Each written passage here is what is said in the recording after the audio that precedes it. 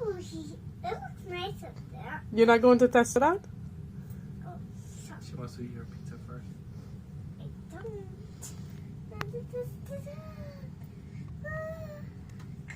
Watch your head. Cool. And the ceiling seems kind of. Uh-huh.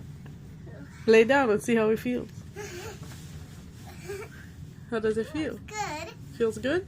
Yeah. But do you know what's funny? Like when me and your mom were looking for beds for you, we saw the signs that came like that. They had like a couch at the bottom and the bed at the top.